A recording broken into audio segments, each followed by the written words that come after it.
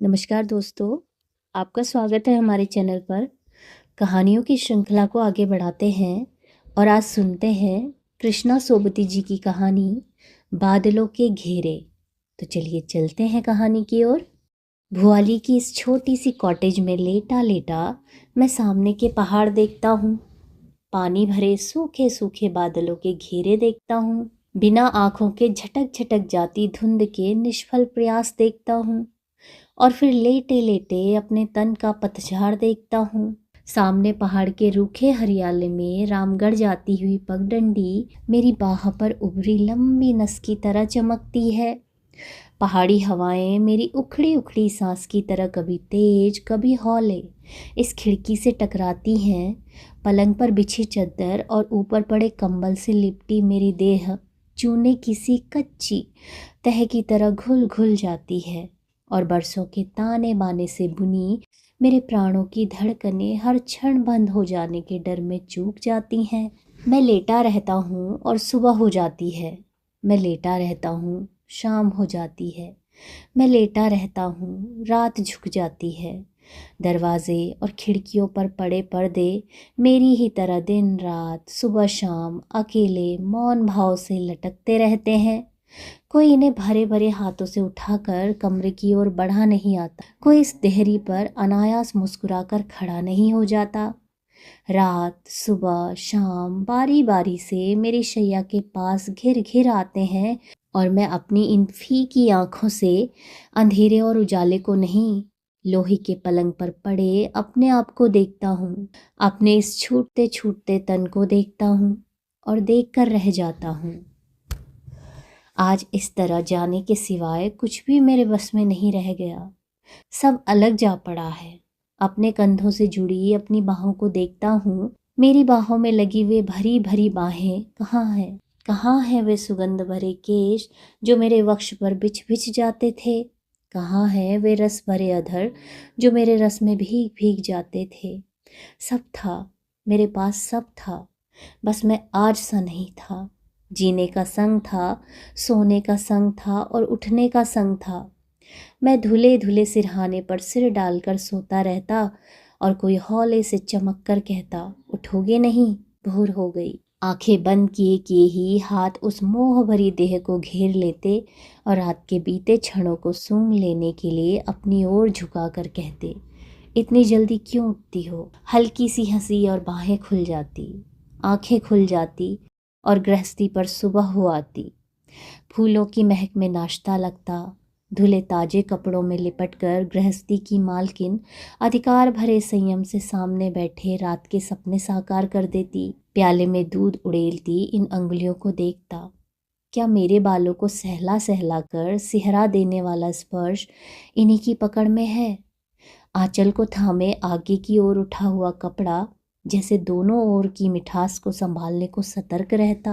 क्षण भर को लगता, क्या गहरे में जो मेरा अपना है यह उसके ऊपर का आवरण है, या जो केवल मेरा है वह इससे परे, इससे नीचे कहीं और है? एक शिथिल मगर बहती बहती चाह विभोर कर जाती। मैं होता, मुझसे लगी एक और देह होती, उसमें मिठास होती जो रात में लहरा लहरा जाती। और एक रात भुआली के इस क्षयग्रस्त अंधियारे में आती है। कंबल के नीचे पड़ा पड़ा मैं दवा की शीशियाँ देखता हूँ, उन पर लिखे विज्ञापन देखता हूँ, घूंट भरकर अब इन्हें पीता हूँ और सोचता हूँ। तन के रस रीत जाने पर हाड़ मांस सब काट हो जाते हैं। मिट्टी नहीं कहता हूँ, क्योंकि मिट्टी हो जाने से तो मिट्टी से फिर रस उभरता है। अभी तो मुझे मिट्टी होना है। कैसे सरसते दिन थे, तन मन को सहलाते बहलाते उस एक रात को मैं आज के शून्य में टटोलता हूँ। सर्दियों के एकांत मौन में एकाएक किसी का आदेश पाकर मैं कमरे की ओर बढ़ता हूँ। बल्ब के नीले प्रकाश में दो अधखुली थकी थकी पलकें जरा सी उठती हैं और बाह के घेरे तले सोए शिशु को देखकर मेरे चेहरे पर ठहर जाती हैं, जैसे कहती हूँ, तुम्हारे आलिंगन को तुम्हारा ही तन देखकर सजीव कर दिया है। मैं उठता हूँ, ठंडे मस्तक को अधरों से छूकर यह सोचते सोचते उठता हूँ कि जो प्यार तन में जगता है, तन में उपजता है, वही देह पाकर दुनिया में जी भी आता है। पर कहीं एक दूसरा प्यार भी होता है जो पहाड़ के सूखे बादलों की तरह उठ उठ कर आता है और बिना बरसे ही भटक भटक कर रह जाता है। बरसों बीते। एक बार गर्मी में पहाड़ गया था।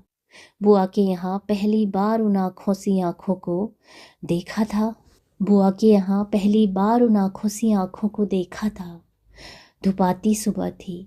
नाश्ते की मेज से उठा तो परिचय करवाते करवाते न जाने क्यों बुआ का स्वर जरा सा अटका था। सांस लेकर कहा, मिनी से मिलो रवि, 2 ही दिन यहाँ रुकेगी।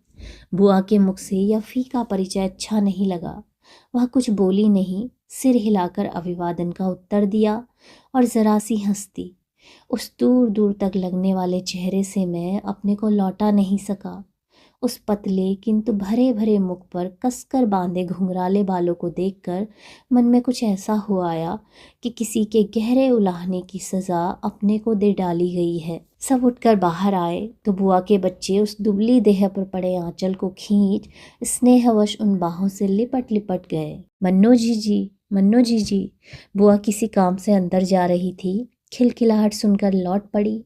बुआ का वह कठिन, बंधा और खिंचावट को छिपाने वाला चेहरा मैं आज भी भूला नहीं हूँ। कड़े हाथों से बच्चों को छुड़ाती, ठंडी निगाह से मन्नो को देखती हुई ढीले स्वर में बोली, जाओ मन्नो, कहीं घूम आओ। तुम्हें उलझा उलझा कर तो ये बच्चे तंग कर डालेंगे। माँ की घुड़की आंखों ही आंखों में समझकर बच्चे एक और हो गए। बुआ के खाली हाथ जैसे झेप कर नीचे लटक गए और मन्नो की बड़ी बड़ी आंखों की घनी पलकें न उठी न गिरी, बस एकटक बुआ की ओर देखती गई। बुआ इस संकोच से उबरी तो मन्नो धीमी गति से फाटक से बाहर हो गई थी। कुछ समझ लेने के लिए आग्रह से बुआ से पूछा, कहो तो बुआ, बात क्या है? बुआ अटकी, फिर झिझक कर बोली, बीमार है रवि। 2 वर्ष सैनिटोरियम में रहने के बाद अब सेठ जी ने वही कॉटेज दी है। साथ घर का पुराना नौकर रहता है। कभी अकेले जी उब जाता है तो 4 दिन को शहर चली जाती है। नहीं बुआ, मैं धक्का खाकर जैसे विश्वास नहीं करना चाहता। रवि, जब कभी 4-6 महीने बाद लड़की को देखती हूँ तो भूख प्यास सब सूख जाती है। मैं बुआ की सच्चाई को कुरेद लेने को कहता हूँ। बुआ, बच्चों को एकदम अलग करना ठीक नहीं हुआ। पल भर तो रुक जाती। बुआ ने बहुत कड़ी निगाह से देखा, जैसे कहना चाहती हो तुम यह सब नहीं समझोगे, और अंदर चली गई। बच्चे अपने खेल में जुट गए थे। मैं खड़ा खड़ा बार बार सिगरेट के धुएं से अपने तन का भय और मन की जिज्ञासा उड़ाता रहा।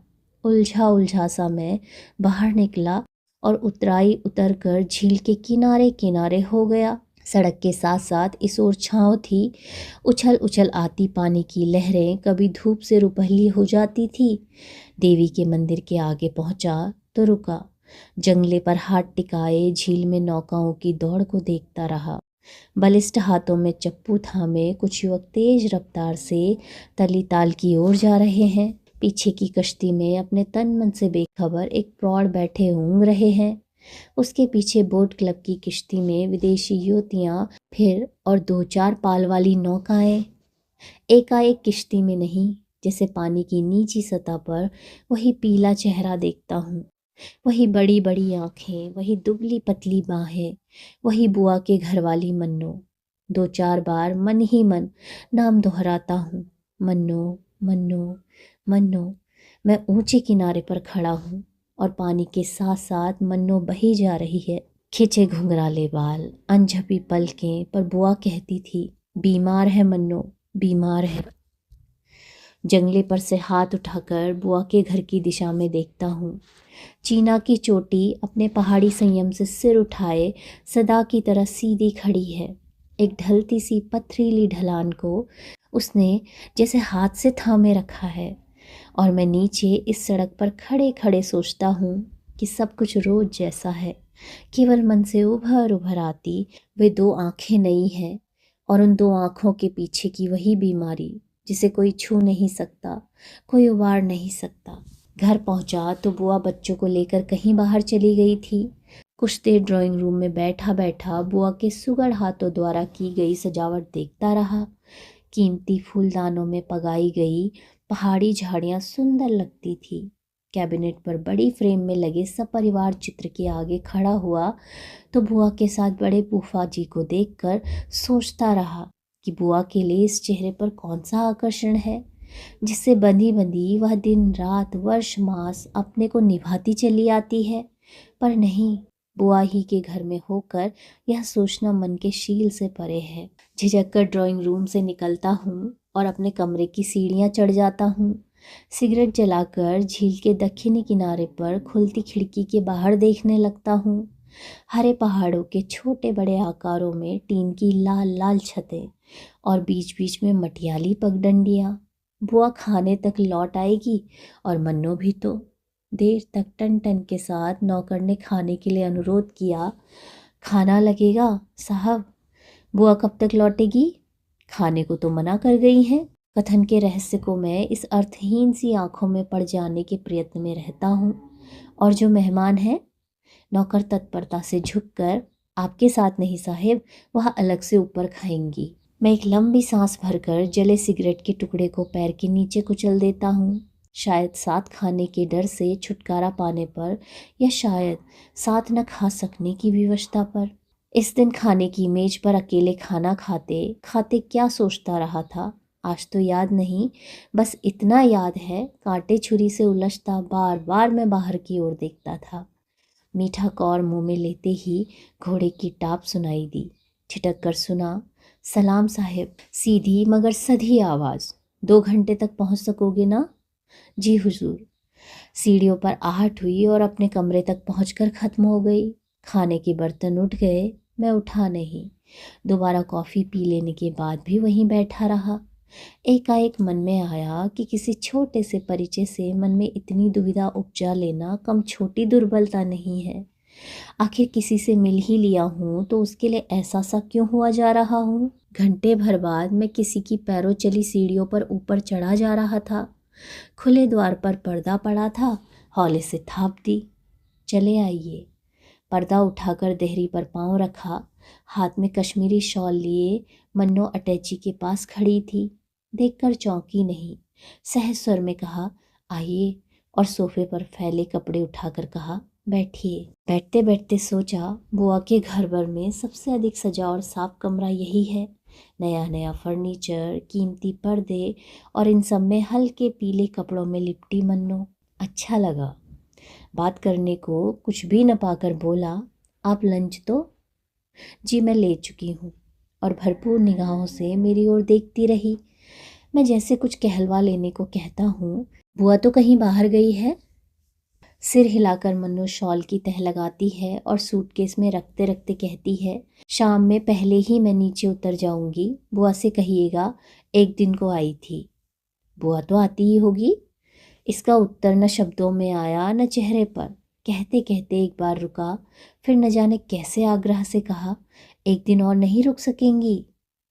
वह कुछ नहीं बोली, बंद करते सूटकेस पर झुकी रही। फिर पल भर बाद जैसे स्नेह भरे हाथ से अपने बालों को छुआ और हंसकर कहा, क्या करूंगी यहाँ रुककर? भुआली के इतने बड़े गांव के बाद यह छोटा सा शहर मन को भाता नहीं। वह छोटी सी खिलखिलाहट, वह कड़वाहट से भरे का व्यंग्य आज इतने वर्षों के बाद भी मैं वैसे ही, बिल्कुल वैसे ही सुन पाता हूँ। वही शब्द है, वही हंसी है, वही पीली सी सूरत। हम संग संग नीचे उतरे थे। मेरी बाह पर मन्नो का कोट था। नौकर और माली ने झुककर सलाम किया और अतिथि से इनाम पाया। साइस ने घोड़े को थपथपाया। हुजूर चढ़ेंगी? उड़ी उड़ी नज़र उन आँखों की बाह पर लटके कोट पर अटकी। पैदल आऊँगी। थोड़ा आगे आगे लिए चलो। चाहा कि घोड़े पर चढ़ जाने के लिए अनुरोध करूं, पर कह नहीं पाया। फाटक से बाहर होते होते वह पल भर को पीछे मुड़ी, जैसे छोड़ने के पहले घर को देखती हो। फिर एकाएक अपने को संभाल कर नीचे उतर गई। राह में कोई भी कुछ बोला नहीं। टैक्सी खड़ी थी, सामान लगा। ड्राइवर ने कुछ कठिन क्षणों को मानो भाप कर कहा, कुछ देर है साहिब। मन्नो ने इस बार कहीं देखा नहीं। कोट लेने के लिए मेरी ओर हाथ बढ़ा दिया। वह कार में बैठी कुली ने तत्परता से पीछे से कंबल निकाला और घुटनों पर डालते हुए कहा, कुछ और मेम साहिब? घुंघराली छां ढीली सी होकर सीट के साथ जा टिकी। घुटनों पर पतली पतली सी विवश बाहें फैलाते हुए धीरे से कहा, नहीं नहीं, कुछ और नहीं, धन्यवाद। अधखुले कांच में अंदर झांका। मुख पर थकान के चिन्ह थे, बाहों में मछली मुखी कंगन थे। आंखों में क्या था यह मैं पढ़ नहीं पाया। वह पीली पतझड़ी दृष्टि उन हाथों पर जमी थी जो कंबल पर एक दूसरे से लगे मौन पड़े थे। कार स्टार्ट हुई, मैं पीछे हटा और कार चल दी। विदाई के लिए न हाथ उठे न धर हिले। मोड़ पर पहुंचने तक पीछे के शीशे से सादगी से बंधा बालों का रिबन देखता रहा और देर तक वह दर्दीले धन्यवाद की गूंज सुनता रहा। नहीं नहीं, कुछ और नहीं। वे पल अपनी कल्पना में आज भी लौटाता हूँ तो जी को कुछ होने लगता है। उस कार को भगा ले जाने वाली सूखी सड़क से घूमकर मैं ताल के किनारे किनारे चला जा रहा हूँ। अपने को समझाने बुझाने पर भी वह चेहरा, वह बीमारी मन पर से नहीं उतरती। रुक रुक कर, थक थक कर, जैसे मैं उस दिन घर की चढ़ाई पर चढ़ा था, उसे याद कर आज भी निढाल हो जाता हूँ। घर पहुंचा, बरामदे में से कुली फर्नीचर निकाल रहे थे। मन धक्का खाकर रह गया तो उस मन्नू के कमरे की सजावट, सुख सुविधा सब किराए पर बुआ ने जुटाए थे। दोपहर में बुआ के प्रति जो कुछ जितना भी अच्छा लगा था वह सब उल्टा हो गया। आगे बढ़ा तो द्वार पर बुआ खड़ी थी।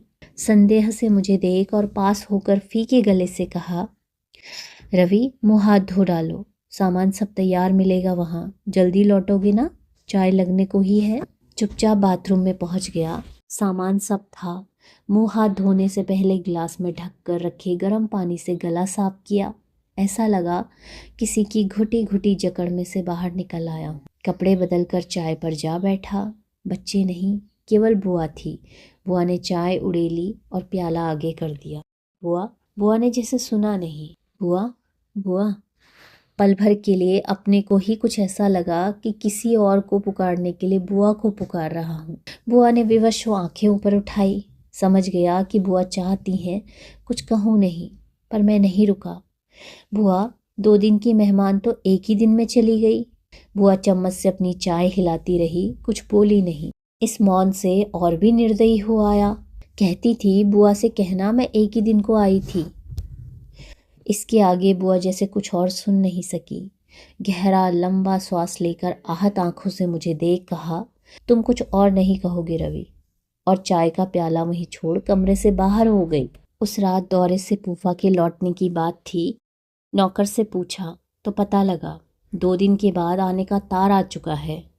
चाहे एक बार बुआ के कमरे तक हो आऊं, संकोचवश पांव नहीं उठे। देर बाद सीढ़ियों में अपने को पाया तो सामने मन्नू का खाली कमरा था।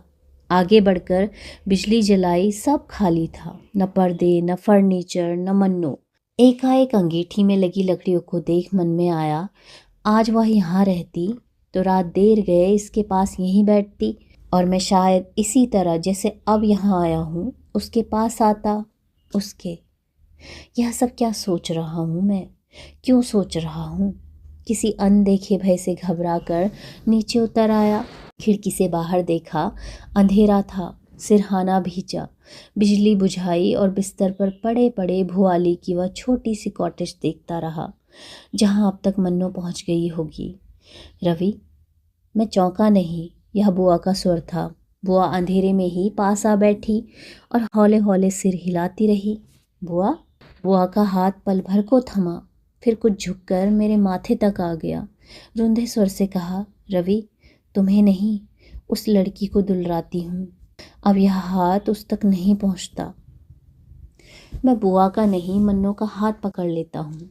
बुआ देर तक कुछ बोली नहीं, फिर जैसे कुछ समझते हुए अपने को कड़ा कर बोली, रवि, उसके लिए कुछ मत सोचो, उसे अब रहना नहीं। मैं बुआ के स्पर्श तले सिहर कर कहता हूँ, बुआ, मुझे ही कौन रहना है। आज वर्षों बाद भुआली में पड़े पड़े मैं असंख्य बार सोचता हूँ कि उस रात मैं अपने लिए यह क्यों कह गया था वे अभिशाप के बोल जो दिन रात मेरे इस तन मन पर से सच्चे उतरे जा रहे हैं।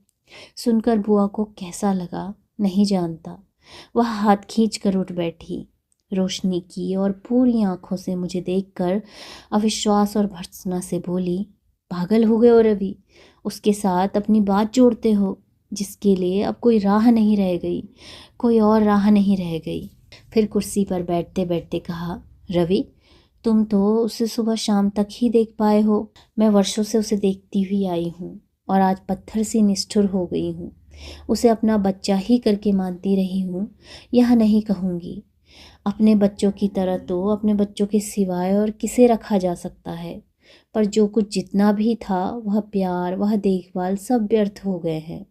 कभी छुट्टी के दिन उसकी बोर्डिंग से आने की राह तकती थी, अब उसके आने से पहले उसके जाने का क्षण मनाती हूँ और डर कर बच्चों के लिए घर से बाहर निकल जाती हूँ। बुआ के बोल कठिन हो गए। रवि, जिसे बचपन के मोहवश कभी डराना नहीं चाहती थी, आज उसी से डरने लगी हूँ, उसकी बीमारी से डरने लगी हूँ।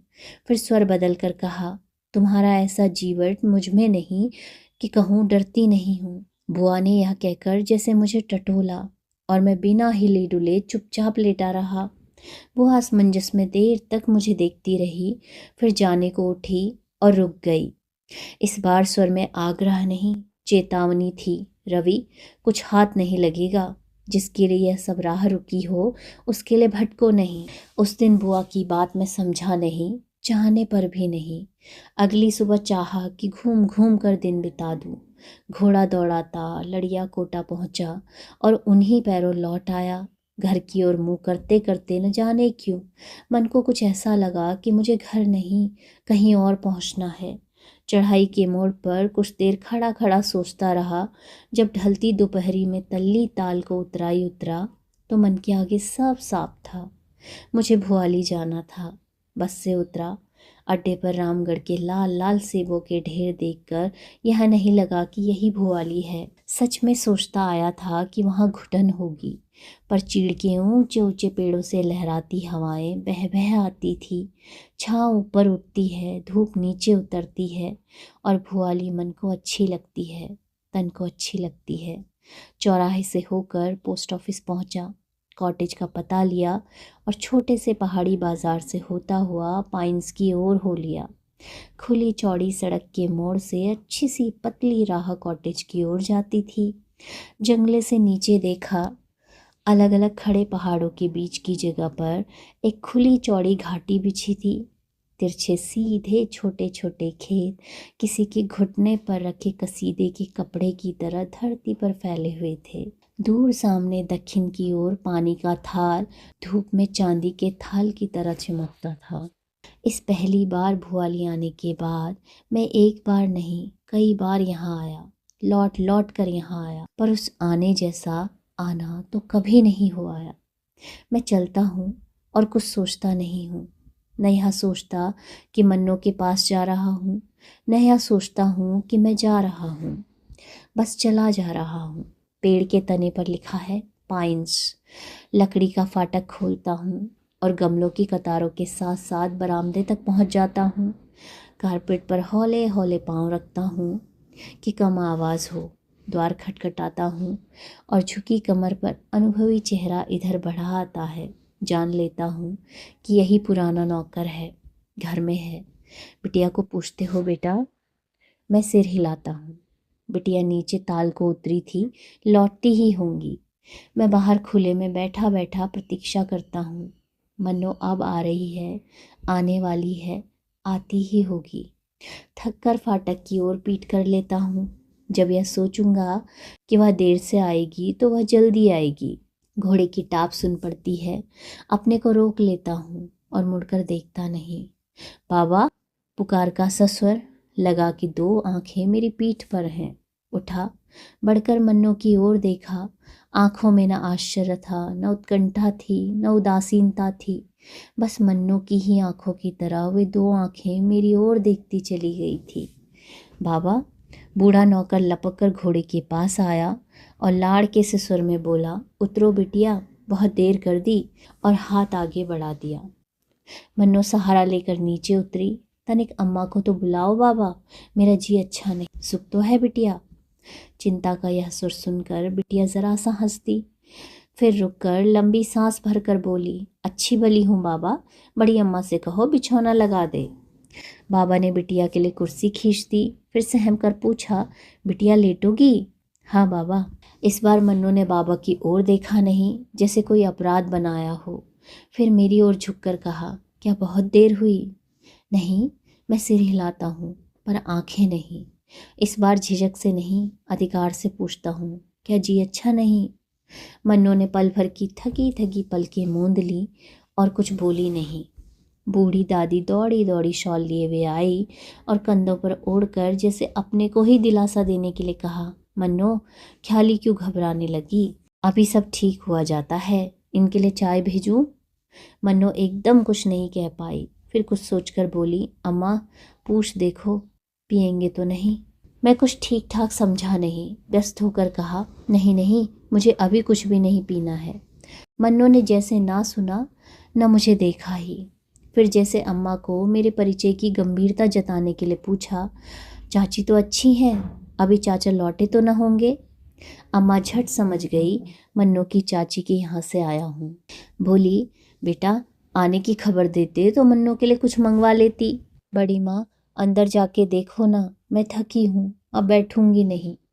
मैं लज्जित सा बैठा रहा, कुछ फल ही लिए आता। मन्नो कुछ देर मेरे चेहरे पर मेरा मन पड़ती रही, फिर धीमे से ऐसी बोली मानो मुझसे नहीं अपने से कहती हो, यहाँ न कुछ लाना ही अच्छा है न कुछ ले ही जाना। मैं अपनी नासमझी पर पछता कर रह गया। मन्नो अंदर चली तो साथ हो लिया। कंबल उठाकर बड़ी माँ ने बिटिया को लिटाया, बाल ढीले करते करते माथे को छुआ और मेरे लिए कुर्सी पास खींचकर बाहर हो गई। मन्नो।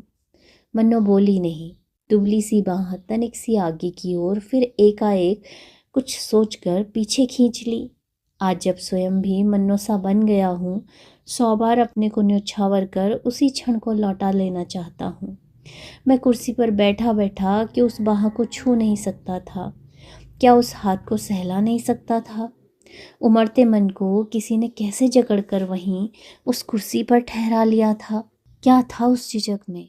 क्या था उस झिझकने वाले मन में? रहा होगा, यही भय रहा होगा जो अब मुझसे मेरे प्रियजनों को दूर रखता है। उस रात जब जाने को उठा था तो आंखों का मोह पीछे बांधता था, मन का भय आगे खींचता था, और जब जल्दी जल्दी चलकर डाक बंगले में पहुंच गया तो लगा कि मुक्त हो गया हूँ, क्षण क्षण जकड़ते बंधन से मुक्त हो गया हूँ।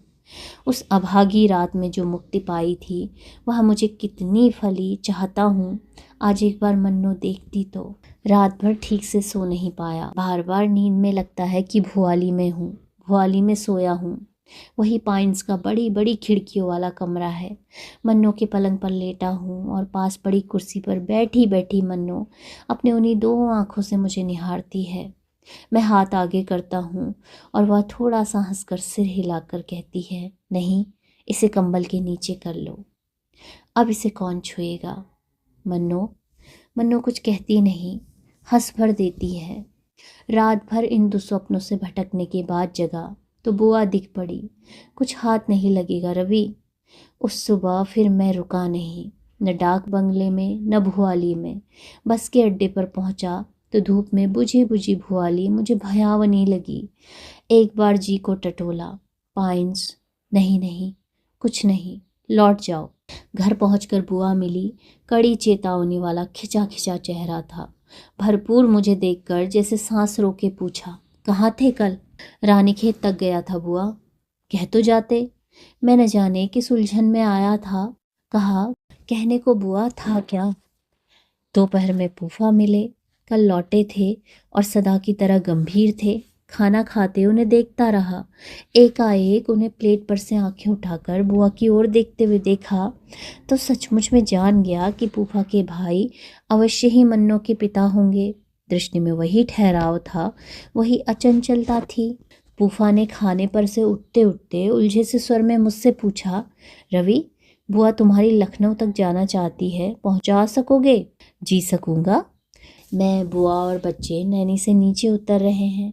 मैं पीछे की सीट पर बैठा बैठा विदा हो जाने की आकस्मिकता को सिगरेट के धुएं में भूल जाने का प्रयत्न करता हूँ।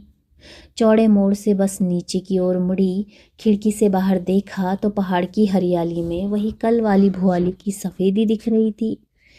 काठगोदाम से लखनऊ एक रात बुआ की ससुराल रुक कर बुआ से विदा लेने गया।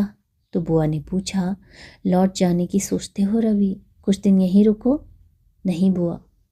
बुआ इस नहीं को एकाएक स्वीकार न कर सकी। पास बिठाकर कुछ देर देखती रही, फिर स्नेह से कहा, कहाँ जाओगे? बुआ, कुछ पता नहीं। बुआ कुछ कहना चाहती थी पर कह नहीं पा रही थी। कुछ रुकते रुकते कहा, रवि, तुम्हारे फूफा तो तुम्हारे वापस नैनी लौटने को कहते थे। नहीं बुआ, अब तो दक्षिण जाऊंगा, पिताजी के पास। बुआ को जैसे विश्वास न हुआ। कुछ याद सी करती हुई बोली, रवि, इस बार तुम्हें नैनी में अच्छा नहीं लगा? नहीं नहीं बुआ। बुआ चाहती थी मुझसे कुछ पूछे। मैं चाहता था बुआ से कुछ पूछूं, पर किसी से भी शब्द जुड़े नहीं। स्टेशन पर जाने लगा तो बुआ के पांव छुए।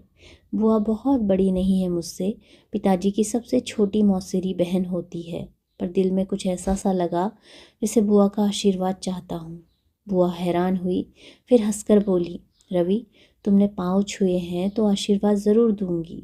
बहुत सुंदर बहू पाओ। मैं न हंसा न लजाया। बुआ चुप सी रह गई। जिस नटखट भाव से वह कुछ कह गई थी, उसे मानो अनदेखे संकोच ने घेर लिया। टिकट लिया, कुली के पास सामान छोड़ प्लेटफॉर्म पर घूमने लगा। आमने सामने कोई गाड़ी नहीं थी। लाइनों पर बिछे खालीपन ने उलझे मन को एकाएक खोल दिया। जो कुछ भी सोच रहा था, सोचता चला गया।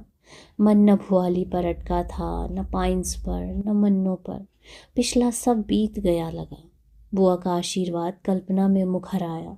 घर होगा, घर की रानी होगी, मैं होऊंगा। बुआ का आशीर्वाद झूठ नहीं निकला। सच में ही मेरा घर बना। सुंदर घरनी आई, उसे मैं ही ब्याह कर लाया। उस दिन जहाँ का टिकट ले लिया था, वहाँ की गाड़ी मुझे खींचकर उस प्लेटफॉर्म पर ले जा नहीं सकी। गाड़ी आ लगी है, कुली सामान लगाता है और मैं बाहर खड़े खड़े देखता हूँ। मुसाफिर, कुली, सामान, बच्चे, बूढ़े। साहिब, गाड़ी छूटने में 10 मिनट हैं। मैं अपनी घड़ी देखता हूँ और सिर हिला देता हूँ कि मैं जानता हूँ। कुली फिर एक बार अंदर आकर असबाब ऊपर नीचे करता है और साफा ठीक करते हुए बाहर निकल कर कहता है, हरी बत्ती हो गई है साहिब। बत्ती की ओर देखता हूँ और देखता चला जाता हूँ। वही कद है, वही दुबली पतली देह, वही धुला धुला सा चेहरा, वही। आवेश से कहता हूँ, कुली, सामान उतार लो। साहिब, जल्दी करो जल्दी। कुली मेरे सामान के साथ है। टिकट वापस कर नया ले लिया। स्टेशन से फल के टोकरे बंधवाए, चाय पी और बरेली के लिए गाड़ी में जा बैठा। जहाँ मुझे जाना है वहीं जाकर हटूंगा। जब मैं नहीं रुकता हूँ तो मुझे कौन रोकेगा? क्यों रोकेगा? घर में आगे लॉन में बैठा सर्दियों की ढलती धूप में अलसा रहा हूँ। अंदर से माँ निकली और पास बैठते हुए कहा, बेटा, इस बार छुट्टी में आ ही गए तो ठहर जाओ। बार बार इनकार करना अच्छा नहीं लगता। माँ की बात सुनकर मैं सयाने बेटे की तरह हंसता हूँ और मन ही मन सोचता हूँ कि माँ कितना ठीक कहती है। अपनी नौकरी पर रहता हूँ और अकेले आदमी के खर्च से कहीं अधिक कमाता हूँ, फिर क्यों इनकार करूँगा? माँ की आशा के विपरीत बड़ी आवाज़ में कहता हूँ, माँ, तुम्हें रुचे वही मुझे भाएगा। बेटा, लड़की देखना चाहोगे? हाँ माँ। लगा माँ मन ही मन हंसी। खाने के बाद रात को घूम कर आया तो कमरे में शांति थी, मन में शांति थी। किसी को देखने के लिए कॉलेज के दिनों वाली उतावली जिज्ञासा मन में नहीं रह गई थी। लगा कि अकेले रहते रहते किसी के संग की आशा नहीं कर रहा, उसे तो अपना अधिकार करके मान रहा हूँ। हाथ में किताब लेकर रात को लेटा तो पढ़ते पढ़ते ऊब गया। आंखों के अंधेरे में देखा किसी पहाड़ पर चढ़ा जा रहा हूँ। दूर चीड़ के पेड़ों के झुंड दिखते हैं। आसमान सब सुनसान है, अपनी पदचाप के सिवाय कोई आवाज़ नहीं। एकाएक आदमी का स्वर गूंजता है, इधर उधर, और अंधेरे में हिलता एक हाथ आगे बढ़ा बढ़ा आता है मेरे गले की ओर, निकट और निकट। दुबली कलाई, पतली उंगलियां। मैं डरता हूँ, पीछे हटता हूँ और घबरा कर आंखें खोल देता हूँ। उठा, खिड़की का पर्दा उठाकर बाहर झांका। लॉन के दाहिने हरी घास पर पिताजी के कमरे की लाइट फैली थी। संभला, लंबी सांस लेकर बालों को छुआ तो माथा ठंडा लगा। भयावना सूनापन और अंधेरे में वह हाथ, मन से जिसे भूल चुका हूँ, उसे आज ही याद क्यों आना था? क्यों याद आना था? क्यों दिख जाना था उस हाथ को जो वर्षों गए पाइन्स की उतराई से उतरते उतरते मैंने अंतिम बार देखा था, छुआ था नहीं कहूँगा, क्योंकि असंख्य बार सोच सोच कर छू भर लेने के लिए बाह आगे करनी, छू लेना नहीं होता। महीना भर नैनी में रहते हुए बार बार भुआली से लौटने के बाद जब अंतिम बार मैं मन्नू के पास से लौटा था तो लौट लौट कर उस लौटने को न लौटना करना चाहता था। 3 बार नीचे उतरा था और 3 बार मुड़कर ऊपर गया था। मन्नू शॉल में लिपटी आराम कुर्सी पर लेटी थी, पास खड़े होकर उसकी चुप्पी को जैसे उस पर से उतार देने को उदास स्वर में कहा, कल तो नैनी से नीचे उतर जाऊंगा। मन्नू ने नीचे फैले शॉल को सहज सहज सहेजा। 1 महीने पहले वाली दृष्टि मुख पर लौट आई, वही पराया सा देखना, वही दूर दूर सा लगता चेहरा। मन्नू, चाहता हूँ मन्नू से कुछ तो कहूँ, पर क्या कहूँ। यह कि जल्दी लौटूंगा, क्षण क्षण अपने से कहता हूँ आऊँगा फिर आऊँगा, पर जिस निगाह से मन्नू मुझे देखती है वह जैसे बिना बोल के यह कहे जा रही है कि अब तुम यहाँ नहीं आओगे मन्नू। रवि। और बस कठिन सी होकर थोड़ा सा हंसी और हाथ जोड़ लिए। नमस्कार। इन जुड़े जुड़े हाथों को देखता रहा, ज़रा सा आगे बढ़ा कि विदा लूँ विदा दूँ, पर न जाने क्यों खड़ा का खड़ा रह गया। समझाने के इस स्वर में मन्नो बोली, देरी होती है रवि। जी भर कर देखने वाली अपनी आँखों को झुकाकर मैं जल्दी जल्दी नीचे उतर आया। मैं फिर लौटूंगा, फिर क्या सदा के लिए चला जा रहा हूँ। मुड़कर पीछे देखा और खिंचकर ठिठक गया। मन्नो वहीं उसी मुद्रा में बैठी थी, मानो वह जानती थी कि लौटूंगा। साथ पड़ी कुर्सी की ओर संकेत कर कहा, बैठो रवि। स्वर में न व्यथा थी, न संग छूटने की उदासी थी, न मेरे आने का आश्चर्य था। आंखों ही आंखों में कुछ ऐसा देखा जैसे पूछती हो, कुछ कहना है। मैं अपने को बच्चे की तरह छोटा करके कहता हूँ, मन्नो, मन नहीं होता जाने को। मन्नो कुछ देर देखती रही। मैं चाहता हूँ मन्नो कुछ भी कहे, कहे तो। एक छोटी सी सांस जैसे छोटी से छोटी घड़ी के लिए उसके गले में अटकी। फिर किसी घने स्वर में कहा, एक न एक बार तो तुम्हें चले ही जाना है रवि। मैं हाथों से घेर कर उस देह को नहीं तो उस स्वर को छू लेना चाहता हूँ, चूम लेना चाहता हूँ। मन्नो आगे बढ़ता हूँ, कुछ रोक लेने की, थाम लेने की मुद्रा में मन्नो दोनों हाथ आगे डाल देती है। बस मन्नो अपना अनुरोध उस तक पहुँचाना चाहता हूँ। नहीं, इस नहीं के आगे नहीं है और कुछ नहीं। मन्नो दुबला सा हाथ हिलाकर आंखों से मुझे विदा देती है और मैं विवश सा व्यर्थ सा नीचे उतरता हूँ। आंखों पर धुंध सी उमड़ आती है, संभलता हूँ और फिर एक बार फिर पीछे देखता हूँ। बिल्कुल ऐसे लगता है जैसे किनारे पर खड़ा हूँ और किश्ती में बैठी मन्नो वही चली जा रही है। वह मुझे नहीं देखती। उसकी आंखों के आगे उसके अपने हाथों की रोक है, अपने हाथों की ओट है। हाथों पर टिका मन्नो का सिर नीचे झुका है, आंखें शायद बंद हैं, शायद गीली हैं। उस कड़े आहत अभिमान की बात सोचकर छटपटाता हूँ। कदम उठाकर फाटक के पास पहुंचा तो सिसकियां सुनकर रुक गया। मन ही मन दोहराकर कहा, मन्नो मन्नो। इसी पुकार को पलटकर जैसे उत्तर आया, ठहरो नहीं, रुको नहीं। सच ही में ठहरा नहीं, उतरता चला गया और हर पग के साथ दूर होता चला गया। उस कॉटेज से, कॉटेज में रहने वाली मन्नो से, मन्नो की उन 2 आँखों से, पर मन्नो की स्मृति से नहीं। मन्नो की याद मुझे आज भी आती है, आज भी वह याद आती है। वह दोपहरी जब मन्नो और मैं उस बड़ी झील के किनारे से लगी पगडंडी पर घूमते रहे थे। मीठा मीठा सा दिन था। पहली बार उस पीले चेहरे की मिठास के सम्मुख में पानी सा बह गया था। एकटक उन घुंघराले बालों को देखता रह गया था और देखता गया था शॉल में लिपटे उन कंधों को जो पैरों की धीमी चाल से थक कर भी झुकते नहीं थे। परिक्रमा का अंतिम मोड़ आया तो बहुत बड़े घने वृक्ष के नीचे देवी के 2 छोटे छोटे मंदिर दिखे। टीन के कपाट बंद थे। कुछ अधिक न सोचकर आगे बढ़ने को हुआ कि मन्नो को देखकर रुक गया। खड़ी खड़ी कुछ देर सोचती रही, फिर जूते उतार नंगे पांव किनारे के पत्थरों से नीचे उतर आई। बड़े से पत्थर पर पाँव जमाया और झुककर डंठल से कमल तोड़ वापस लौट आई। मैं तो कुछ सोच नहीं रहा था, बस देखता चला जा रहा था। शॉल सिर पर कर लिया था और उन बंद कपाटों के आगे वाली दहलीज पर फूल रखकर सिर नवा दिया। मंदिर के बंद कपाटों के आगे माथा टेक उठी तो मानो मन्नो सी नहीं लग रही थी।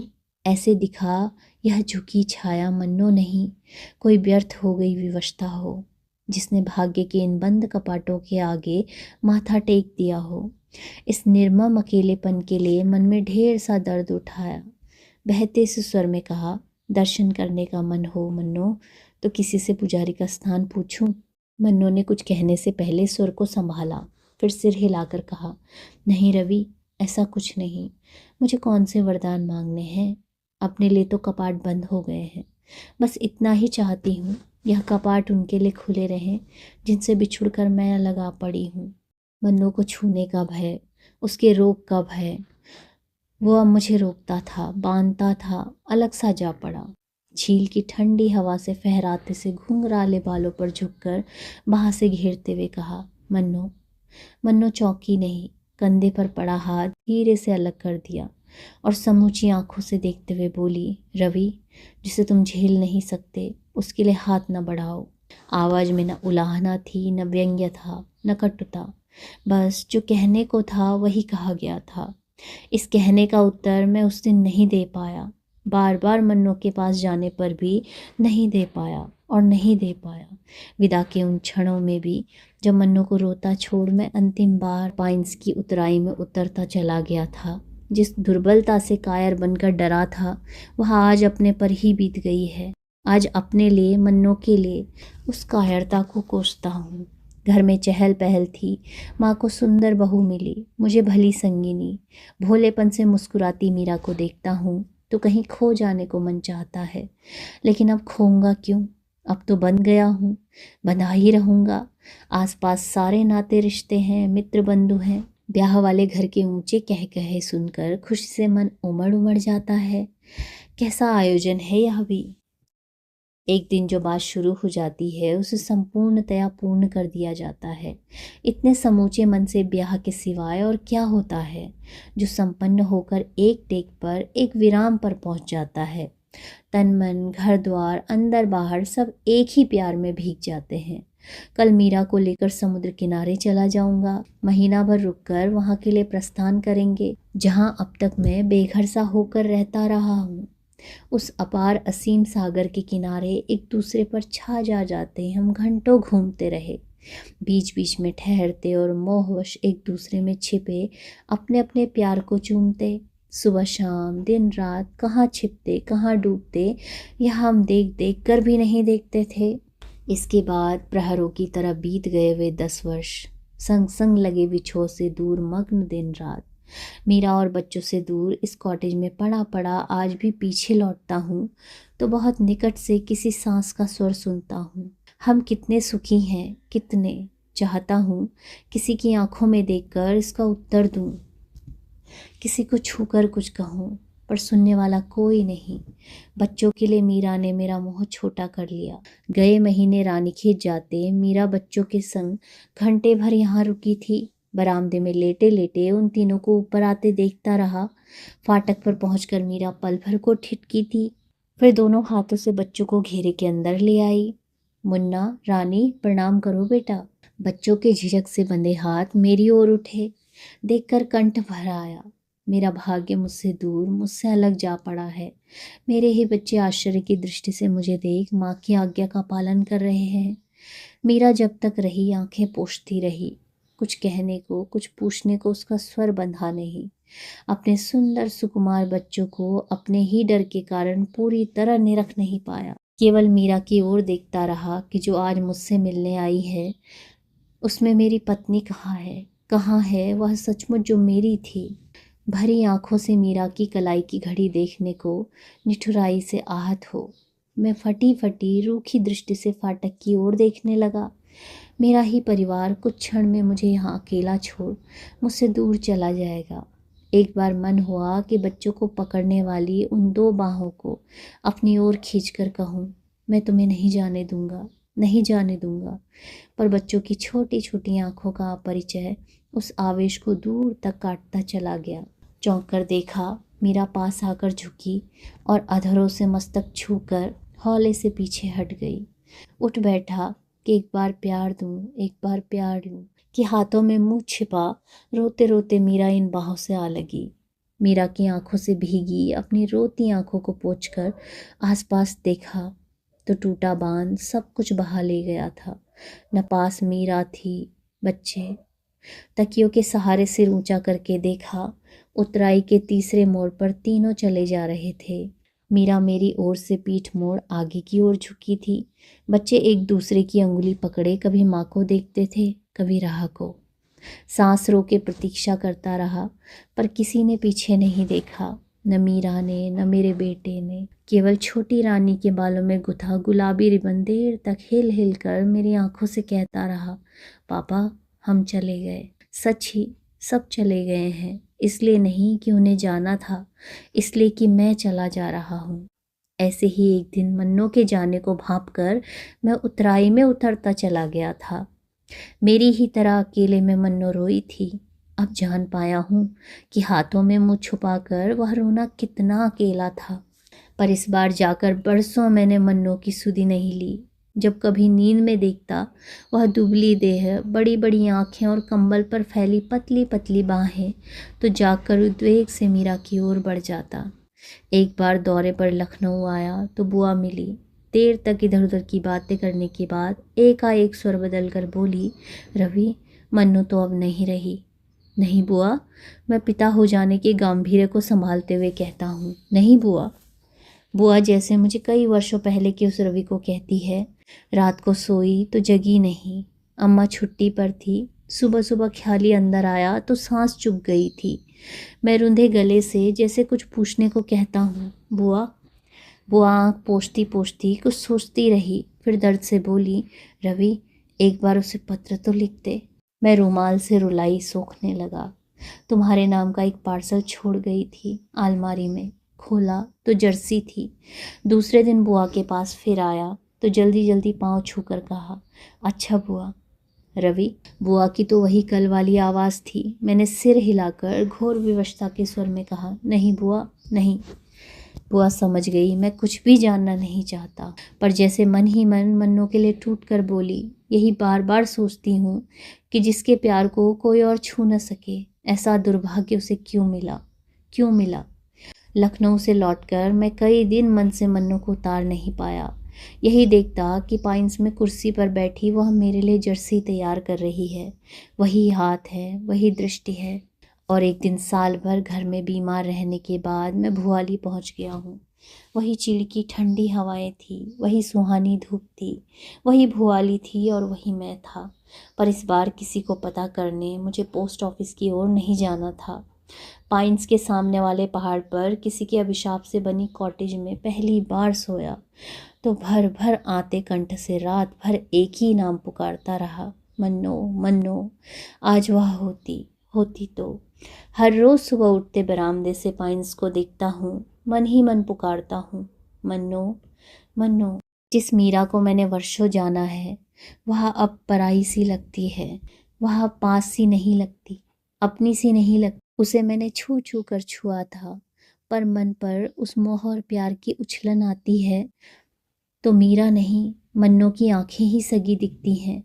खिड़की के सामने लेटे लेटे अकेलेपन से घबरा कर जब मैं बाहर देखता हूँ तो धुंध भरे बादलों के घेरों में, घुंघराले बालों में वही चेहरा दिखता है।